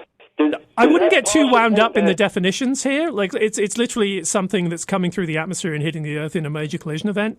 Right, that's fine. Yeah, so that broke up into pieces because they managed to break it up into pieces, and they said it had something to do with the dinosaurs being extinct off the Earth as we know it. Okay, so I mean. So what they're talking about is if you have a situation, so if we go back to the Tunguska explosion, 1910 in Siberia, that was what we call an airburst, right? And so that came through the atmosphere. It was probably like 50 meters across or something like that, and exploded very high up in the atmosphere as well, literally letting go of all of that energy that had built up from heating as it came through the atmosphere. So that airburst ended up flattening enormous amounts of areas, like I think it's hundreds of square kilometers of forest, right? So on the other hand, if you have something that comes all the way down to the surface and creates a large impact crater, then that will actually potentially eject huge amounts of material into the atmosphere and produce long-term consequences because of that. Okay, in this day and age, is it any way possible that we can stop these things, debris from coming from space? Right. So at the moment, we do extensive surveys to try and find these things. And so funnily enough, the Rubin telescope is going to become part of that as well. The reality is if we found something that was, say, big enough to be really, really concerned about, like 5 kilometers across, and potentially on an impact course with the Earth in, say, 20 or 30 years, that's kind of the thing that we'd be most concerned about. Then what we're doing right now is a series of experiments to see how we can deflect these things, right? There was a DART experiment literally 18 months ago. And so the main idea is to put something on it early enough and then literally do what's called mass driving, which is the same thing as a rocket, believe it or not. But instead of firing a big rocket, you actually throw things off the asteroid and deflect it that way. It's all what's called conservation of momentum. So there are ideas. Have we got anything that could fly tomorrow? The answer is no. But do we have things on the drawing board that could fly within 5-10 years? Yeah, I think we do. So if we're sending up these different things into space, is it possible that they can drop down and land on a building or landing on a complex or anything like that? I mean, because they're not guaranteed, right? I mean, there's no guaranteed in life. So when they send this thing up, it's got to come down, right? Well, so, I mean, if we're sending it up to intercept an asteroid, then the question you're asking, how easily can we land on an asteroid? And the answer is it's not actually that easy, right? Funnily enough, because there's very little gravity, right? So if you're going to do that, you've actually probably got to anchor yourself to the object. This is one of the funny things about a lot of science fiction movies about landing on comets and things like that. They have very, very little gravity, right? So if you're going to land on something like this, you're going to have to anchor it, right? And that's one of the key things. Anytime that we've collected samples from asteroids at the moment, we've literally gone down, bloop, picked something up and come kind of floating back off again. Okay, I'll end it this way because you already covered a lot of bases. Sure. Do we have any concerns down the road? I mean, I know I might not be around and you and I might not be around, but what about the younger people coming up? Will they have to cope with the possibility of something landing on top of them or around their area? So I think that the reality is the probability of having an impact event is the same whether you were born in 1,000 years ago or whether you're born today. Right? The probability of having a very significant event right now is relatively low, right? But does that mean we shouldn't be looking for these things? No, absolutely we should be looking for them, and we are, is the honest answer. Could we do better than we're doing now? Yes, we can. And so a little bit of money spent on that is probably money well spent. I'm going to let you go because I'm tying up the line here, but I'm going to talk to you next week because I noticed up in Bears Lake, around where they got that outpatient center, a lot of people are parking their cars to get to see the sun go down. And I'll just leave it at that, and I'll talk to you about it next week. Okay, all right, take care. Leave us in suspense. No, it's a good place to see it because it's a lot of west clearance, I guess. There you go, 902-405-6000. We'll be back with the Science Files.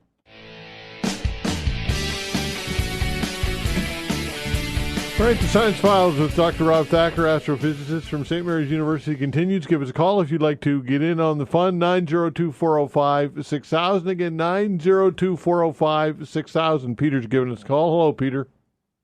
Hey, good afternoon, gentlemen. Dr. Rob. Hi. I have a question for you about the size of the Earth. What I'm wondering is, we know that there's a lot of material that comes in from outer space, and I'm wondering, does the Earth get bigger over time from the accumulation of all this microscopic stuff that's basically raining down on us? So it does, but it's honestly, it's so tiny as a fraction of the Earth's mass, it really doesn't make that much difference, right? Because if you've got a few hundred tons, the timeline that we have. It's a few hundred tons a day, basically, which when you compare to how many tons this is an enormous number. Sorry, I'd have to figure it out. It's probably like 10 followed by 15 zeros. That just doesn't add up to anything even over billions of years. It's still a tiny amount. Okay, and the second part I had was kind of a follow-up to the previous caller.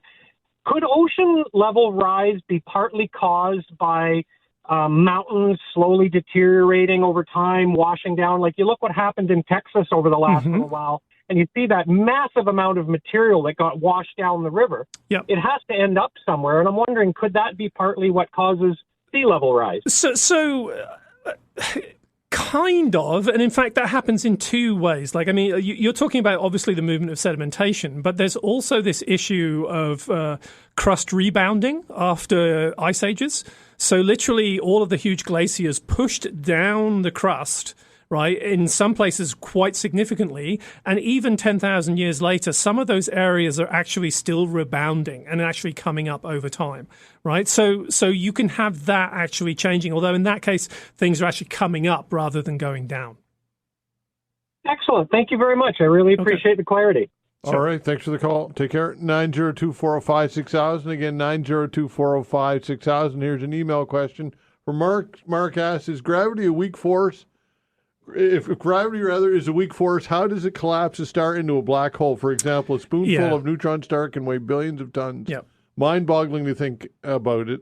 So that's the question. Okay, so this is a great question. And to a certain extent, it's a really confusing one as well, because when we talk about gravity being a weak force, we're talking about that in the context of the nuclear force. And the nuclear force is the thing that holds the nucleus of atoms together. And it's so phenomenally strong, it's almost impossible for us to comprehend, right? Because we don't live on the scales that force works. And so when we look at gravity, on the other hand, we think, wow, we're pulling these really big things together over enormous distances in some case, so it must be a strong force. But relative to the nuclear force, it is actually very, very weak.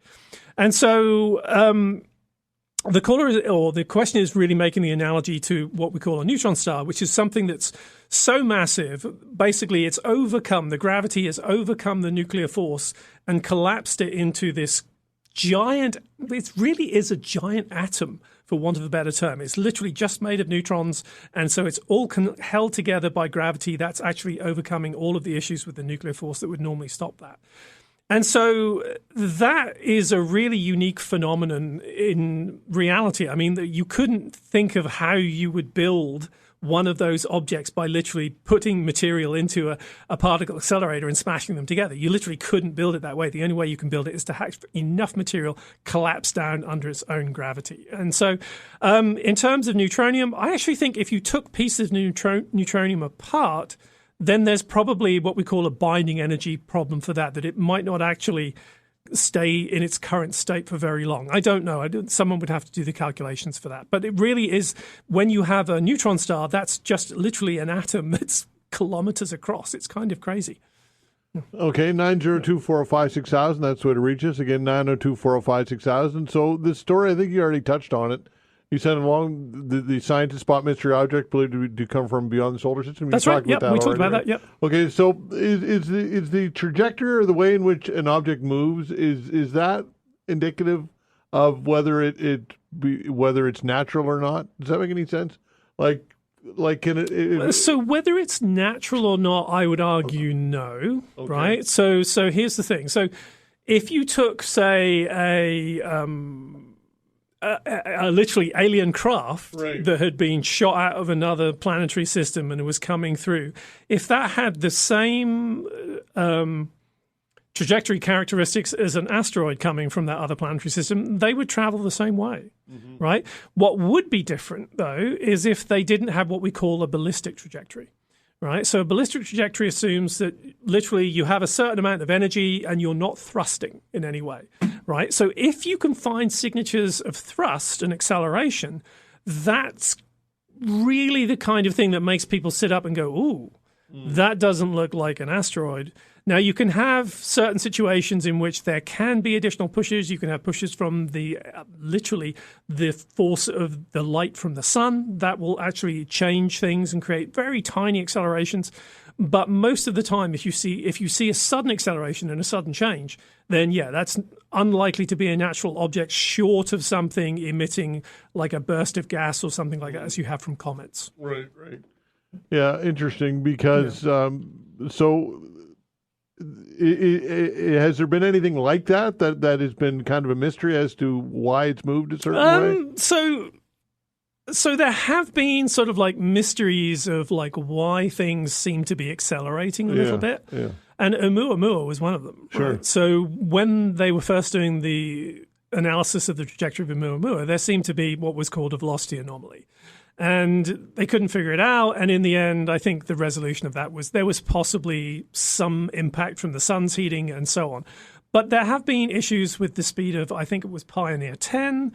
People thought that wasn't quite going at the speed it should have been going. But that's more a sort of like, ooh, this is interesting physics kind of problem than anyone thinking, oh, this might be sort of like, I don't know, space people from another planetary system, right? So most of the time, it's really about trying to understand what the physics is what's happening with the physics. I mean, that's really it. Okay, fair enough. 902-405-6000. That's the way to reach us for the Science Files. Again, 902-405-6000. The Science Files continues when we come back.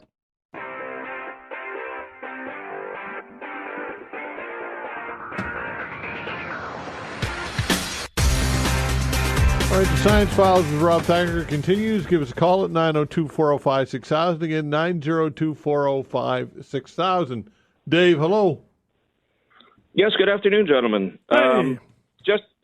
Just wondering, Rob, if how effective do you think this Golden Dome proposal, which does seem to be on track for being created because of for defenses, of course. And let's face it, we have adversaries out there that don't like us, and I bracket us in there too, because we are campaigning a war in some sense and financing a war in Ukraine. And I'm thinking maybe Russia, who has a hypersonic missile now. What is the speed of hypersonic? Is that it's supposedly several times the speed of sound. So I think most people start talking about hypersonic about Mach 5. Okay, so they develop a missile that is apparently hypersonic. So sadly, we have to be talking about this, I guess, because if these are fired towards North America, whatever, and thank goodness over history we haven't, although we have been attacked before, as in Pearl Harbor. But how effective would that be? And let's face it, we have a lot of everybody seems to be heading out into outer space, and that's your kind of category. Okay. You have India, you have China putting things on the moon, and who knows what's up there. And the satellites today can certainly pinpoint a license plate, if I'm not mistaken, correct? I mean, I'm sure the bombing, and again, I'm not a warmonger, but in Iran, you could see some photos that they had, and I'm sure a lot of the research was done prior, a lot went into that in satellite technology, satellite from space. So I know Trump, everybody thought he was silly talking about Space Force, but let's face it, that's the next frontier, I guess, in some ways. And the ocean should be too. We're still learning about the ocean, but we seem to be very fast moving into conquering space, and there is going to be a lot of sense to who's going to, be the most. So let me give you an answer on this, Dave. Right? Absolutely, yes. The problem with it is, and this was realized by our grandparents, right, way back in the 50s, that space, you can move so fast and you can deploy so quickly that basically no one has any security. And so the suggestion that you can create security in space, you could actually create security by totally owning space, right?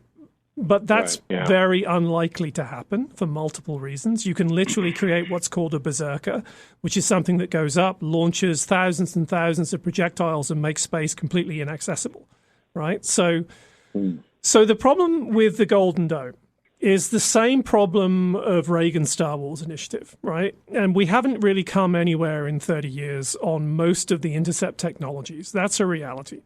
And so you create a new arms race, because literally the more protections you put in place, right, what do you have to do? Instead of firing 3 missiles, then you have to fire 30. And if one of those breaks up into 10 different warheads, you just overwhelm the system. And that's the fundamental problem with any kind of defensive system that most defense analysts point out. All it takes is even like 2 or 3% of things getting through when they're nuclear, and you're still toast. Right? Oh, absolutely. I'm sure, and that's what I was wondering about the radiation or whatever, if that's possible. Yeah, but, no. I mean, this is basically why most defense analysts said Reagan's Star Wars was just an excuse to spend hundreds of millions of dollars on the development of things that would never see the light of day. And honestly, I have to feel the same way. I know people who work at Los Alamos Lab in the States, which is one of the nuclear labs, and they kind of feel the same way, right? It's the best thing that you can do when you have nuclear weapons is to have arms reduction agreements, because nobody wins in nuclear conflict. I totally agree. And unfortunately, somebody will probably make a lot of wealth out of this as far as the industrial war complex, right? I mean, well, really, yeah, sure. But I think, but then again, you can look at the Iron Dome that Israel but that's uses. Doing, I mean, I know people want to make the analogy, but it's doing a very different thing. It's intercepting fairly slowly moving rockets, right? And it's intercepting things that even if they get through, which they do, that's often not reported. They do get through it. They don't do an enormous amount of damage. So I guess Canada should maybe think twice before we start contributing to the dome. Well, I mean, if there's some kind of negotiation thing going on there that it's better to be involved than not be involved, a few $1 billion here and there in a budget of several $100 billion, we can afford that. But I don't see the benefit for us in the long run. Well, yeah, that's the question, right? How much more are we going to be forking out for these, with NATO and now this? Because Trump wants, it gets to the point where we're in the trillions, right? So, but you all want to be part of that too. But I appreciate your explanation, and I think you're right. I don't think, nuclear-wise or radiation-wise, I don't know. But let's hope that never. It's sad that we are spending so much money on this stuff. I would completely agree with you. I think it's symptomatic of the craziness of the world we live in. It is indeed. And it's not a laughing matter, I'm sorry, but it is. Well, no. So I will say that dark humor is a coping mechanism. There's been studies of this, particularly in the context of Holocaust victims, and the people who cope better with a terrible situation have been often able to use dark humor to help them. I suppose, yeah. Well, God bless. Right. Okay, thank you very much, sir. Thanks, Dave. Thanks for the call. Take care. 902-405-6000. That's the way to reach us for the Science Files. Again, 902-405-6000. Phil asked this question. Says, do you think that Mars will ever be colonized? Oh, well, I mean, there's one person out there who'd love to do that. We know that for sure, Mr. Musk. Yeah, that's right. So I'll give my view on colonizing Mars. And so the Earth's pretty darn good, yeah. right? Yeah. And Mars is a horrible place to live. It doesn't have an atmosphere you can breathe. It doesn't have easily usable resources. So going to Mars is a very, very expensive proposition, right? And I think people deep down understand that, but there is a sense of exploration. I'm okay with going to Mars to explore it, just to see it, and so for humanity to sort of like take a few steps out into the solar system. But I don't see the long-term value of colonizing Mars, at least at the present time with the technologies we have. I simply think it's such an expensive proposition. And the other thing I will say is that people say, oh, we're messing up our own planet, so we should go somewhere else.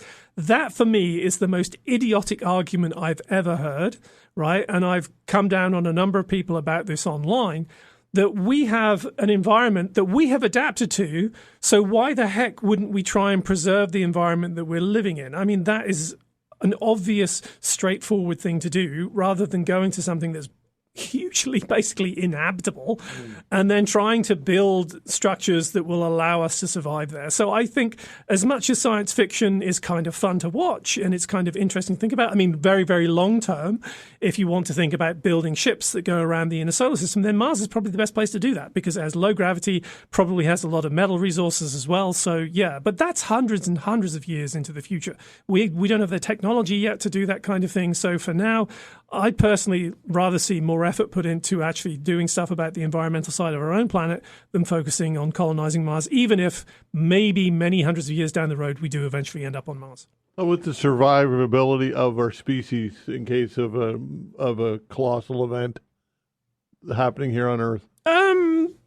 I mean, even in the event of like a nuclear conflict, there's still going to be humans around, right? But there'll be only a fraction of them left, right? Yeah. I think the bigger thing is the question of survivability of human culture, right? And I think that's a very, very different thing. And so I think even with having sort of like small colonies elsewhere, you wouldn't necessarily keep human culture going, right? Because if you have a massive conflict that kills billions, then you're kind of wiping out what we are as a species, even if there's small pockets left. The thing that we've achieved as the dominant species on this planet, for better or worse, quite frankly, is pretty incredible, right? Let's not sort of like downplay that, but we still have a lot of, how can I say, we've shown that we're very, very intelligent creatures, but what we haven't done yet is shown that we're very, very wise creatures. And that's the thing that I think we need to really come to terms with over the next few decades. 902-405-6000. Alexander, hello. Hi, Todd. Hi, Dr. Thacker. Hi. Quick question about the planet Venus. I was reading that it actually rotates the opposite of Earth. Yeah. Why would that be when all the other planets are the same? Are they not? So, it's a good point. So we think at some point in Venus's history, it's had an interaction with another, what we'll call a planetesimal, something that was subplanetary size, that's flipped it on its head, as it were. And that's really the main rationale or the main argument for how that could have happened. Because you're right, normally you would expect things to spin in basically the same direction as they're going around, because that's pretty much what we see, other than Uranus. Uranus is tipped over. And so Venus, on the other hand, is completely flipped, which is pretty unusual. And the main explanation we have is that it had a significant impact event that actually led to this final state. Okay. And sort of another quick question just off that topic. What would Dr. Thacker have in your car for binoculars if you're pulling over on the side of the road to stare at the night sky? I'm trying to buy a pair of binoculars just for looking at the stars, and I'm just looking for a recommendation. So I have a pair of Nikon binoculars. This is not their top-of-the-line ones. I'm trying to remember what they're called. They're a few years old now, but they're 10 by 50s. I think they're Nikon Ls or something like that. But if you give me till after the break, then I can figure out what they were and get back to you on that. Okay. No, it's just, the internet's full of 100 websites, each saying one binocular is better than the other. So I'm just trying to get some recommendations from people. So in my experience, so the 10 by 50s I have, they were about $180, as I remember, and they're actually pretty good, right? You could spend, I bought a very expensive gift for my parents-in-law for a wedding anniversary, but I wouldn't, unless you really, really love like color separating stars or something like that, I wouldn't recommend spending an enormous amount of money. Like nowadays, I spent $180 on them probably 10, 15 years ago, so now you're probably looking at $250, $300 for those. But I'm just looking for a base pair that you just jam in the glove box and pull them out. I will say that you'll see a difference. You'll see a difference between the sort of like cheaper Chinese binoculars that will cost you like $50 to $100 versus something that's costing $200. You will see a difference most of the time. No, I really appreciate that. Thanks so much. Sure. Okay. Bye-bye. Okay, thanks for the call. 902-405. 405-6000. That's the way to reach us for the Science Files. Again, 902-405-6000. Let's take another call. Let's go to David. Hello, David.